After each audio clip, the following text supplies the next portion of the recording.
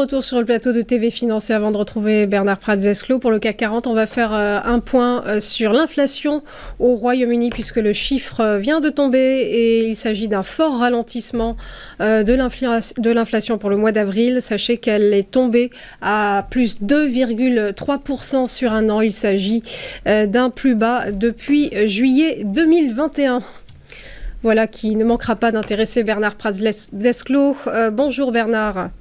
Bonjour Rosaline. Vous êtes le fondateur d'E-Winvest et donc l'indice parisien a fait un peu la grimace hier en lâchant du lest dans l'attente du compte-rendu des minutes de la Fed qui paraîtra cet après-midi. Exactement, et aussi bien évidemment des résultats de Nvidia que tout le monde attend depuis maintenant plusieurs semaines. Je dirais c'est le focus sur lequel se focalisent tous les investisseurs. Alors, on va en fait en profiter pour prendre un petit peu de recul et voir que le CAC, donc l'indice parisien, évolue dans un immense canal ascendant depuis maintenant le mois d'octobre 2023. Donc, ça va faire 9 mois qu'il est inscrit au sein de ce canal. Et en fait, il est venu début mai s'appuyer sur le bas de ce canal et les acheteurs en ont profité pour rebondir, pour se repositionner en fait à l'achat. Et ces derniers jours, il a refait un sommet sur la zone des 8250 points et c'est à ce niveau-là que ça bloque, c'est à ce niveau-là que c'est ce qu'on appelle une résistance.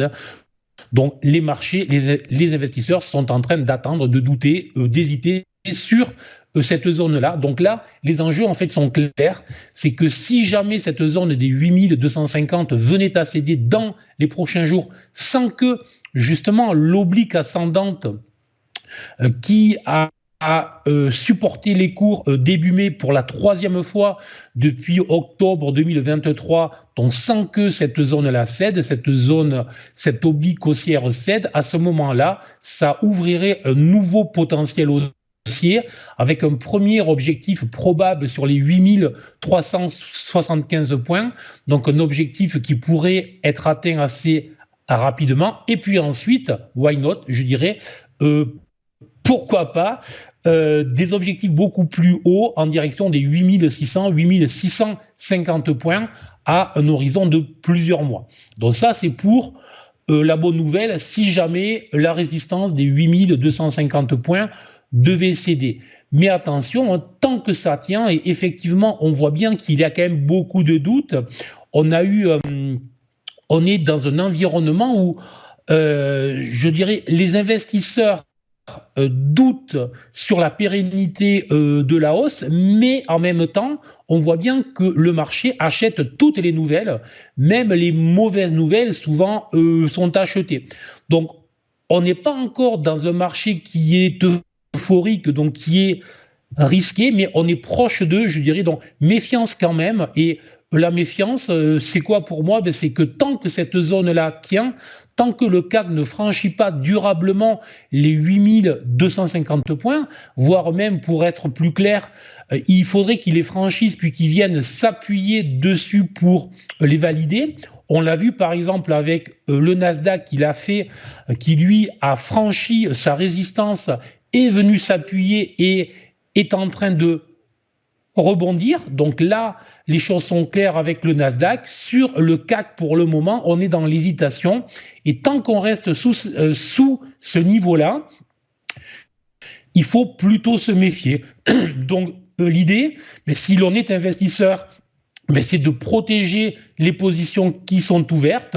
Et si l'on est un day trader ou un trader de court terme, l'idée c'est de travailler uniquement des petites positions sans faire de plan, sans se dire que soit la résistance va casser, soit que au contraire elle va coincer. Donc beaucoup de patience pour le moment, ne pas faire de plan. Puisque franchement, peut-être que ce soir, justement, avec Nvidia, on en saura plus. Donc, prudence pour le moment, je dirais. Et tant que la zone des 8250 ne cède pas, moi, je conseillerais de se montrer prudent et de protéger les positions qui sont ouvertes. Mais à l'inverse, si cette zone cède, on aura là un joli signal pour profiter d'une accélération en direction des 8375 points. Merci beaucoup Bernard Prats d'Esclaux pour votre décryptage et belle journée à vous. À suivre après une nouvelle pause, les valeurs du jour avec Daniel Cohen de Lara, ce sera les Market Movers. À tout de suite.